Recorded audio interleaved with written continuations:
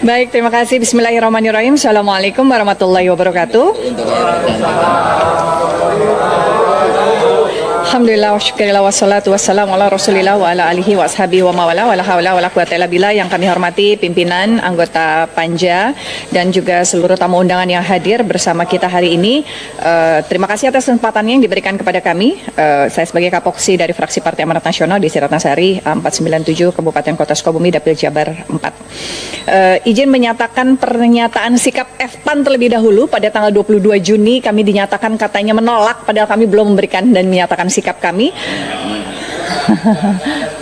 Gitu ya. Biasa suka dibikin viral ya Ketua ya. Masya Allah.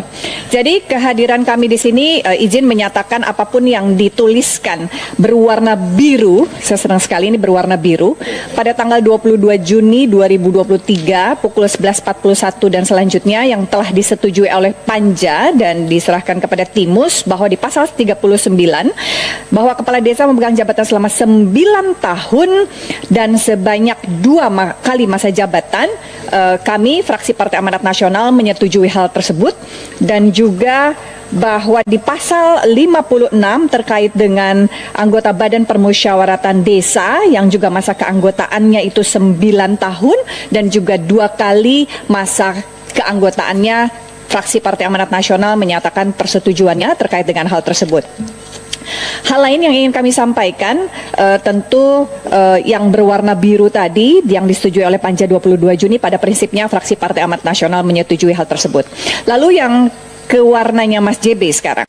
Ke warna yang dimerahi catatan kami di pasal 5A terkait dengan penetapan wilayah desa yang berada di kawasan Suaka Alam, kawasan pelestarian alam dan hutan produksi, tidak hanya berbicara mengenai bahwa desa mendapatkan dana konservasi atau dana rehabilitasi saja. Tapi masukan fraksi Partai Amanat Nasional adalah tentang bagaimana pemanfaatan dan pemberdayaan ataupun pengembangan wilayah tersebut ke arah destinasi wisata. Entah itu destinasi wisata kalau memang diizinkan dan sudah ada kompromi atau MOU antara pemerintah desa dengan KL, dengan kementerian ataupun lembaga pemerintah yang memiliki wilayah tersebut, bisa juga dirubah menjadi destinasi wisata buatan ataupun destinasi wisata alam tanpa merusak wilayah ataupun taman nasional ataupun peruntukan alam yang memang sudah dikonservasi. Itu catatan pertama kami.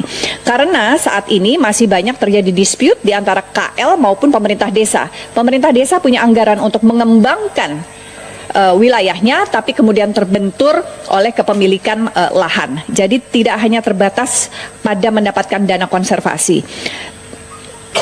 Tentu diharapkan bahwa pemanfaatan yang secara berkelanjutan dari lahan ini, baik itu di sekitar Taman Nasional, hutan ataupun kawasan konservasi dan perkebunan, bisa menciptakan lapangan kerja dan kemudian bisa bersinergi dengan masyarakat untuk menghasilkan nilai-nilai sosial dan nilai ekonomi yang bermanfaat bagi kesejahteraan masyarakat desa. Itu catatan pertama di pasal 5A.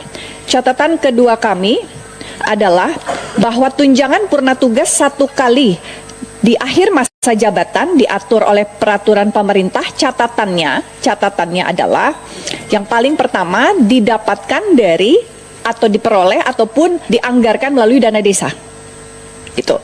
Lalu kemudian catatan yang berikutnya adalah diksi setelah selesai melaksanakan jabatannya dalam bentuk uang, bisakah dirubah? Kita seolah-olah kok mengajari pragmatisme gitu dari sejak kecil, dari sejak unit terkecil, pemerintahan terkecil di negara kita. Apakah bisa ada diksi lain yang dirubah selain bentuk uang? Itu catatan kami. Lalu kemudian catatan kami yang lain adalah terkait dengan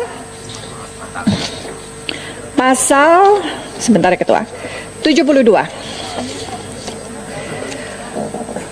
Poin kedua yang warna merah, alokasi anggaran sebagaimana dimaksud pada ayat 1 huruf B bersumber dari belanja pusat berupa dana desa sebesar 15% dari dana transfer daerah. Terima kasih, aspirasi kami sudah dimasukkan terkait dengan pertimbangan kita di grup WA kita bahwa catatan ataupun diskusi kita terkait dengan limitasi terhadap APBN ini kemudian jangan merubah ataupun membatasi gerak Bappenas dan juga gerak Kemenq dalam mengelola anggaran APBN. Tapi catatan kami bahwa dengan mengefektifkan program yang berbasis desa secara merata dan berkeadilan, Nah, tentu nilai 15% belum tentu berkeadilan di wilayah yang berbeda. Pulau Jawa bisa jadi 15%-nya besar, karena PAD-nya besar, jumlah masyarakatnya juga besar, transfer daerahnya juga besar. Tapi bagaimana dengan desa-desa yang ada di daerah 3T? 15%-nya pasti jadi kecil, karena PAD-nya kecil, jumlah penduduk kecil. Jadi menurut saya, limitasi terhadap APBN dari dana transfer daerah sebesar 15% ini belum tentu berkeadilan. Menurut saya, kalau kita ingin mendorong terjadinya pembangunan yang merata di seluruh wilayah di luar Jawa, terutama di daerah 3T, tentu lebih baik non-prosentasi. Tapi diberikan saja jumlahnya, 1 miliar, tambahannya 2 miliar, tambahannya misalnya. Itu akan tampak lebih berkeadilan menurut saya dibandingkan prosentasi. Itu catatan kami. Yang berikutnya, tentu kami ingin jikalau insya Allah disetujui oleh DPR dan juga tentu oleh pemerintah, karena pemegang kekuasaan pengguna anggaran adalah eksekutif dalam hal ini, jika disetujui bahwa terjadi anggaran ataupun peningkatan anggaran dana desa ini, diharapkan dialokasikan untuk peningkatan infrastruktur dan juga non-infrastruktur pendidikan, ataupun untuk pengembangan BUMDes.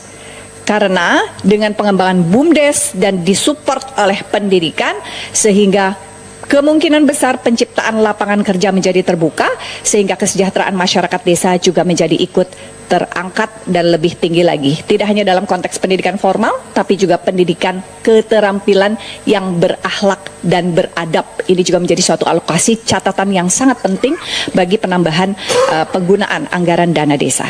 Itu saja catatan dari kami, fraksi Partai Amanat Nasional. Terima kasih. Mohon maaf lahir dan batin jika ada kata-kata yang kurang berkenan. Nasrum minallah wa fathum qarib. Wallahu muwafiq ila aqwamit thoriq. Billahi taufiq wal hidayah. Assalamualaikum warahmatullahi wabarakatuh.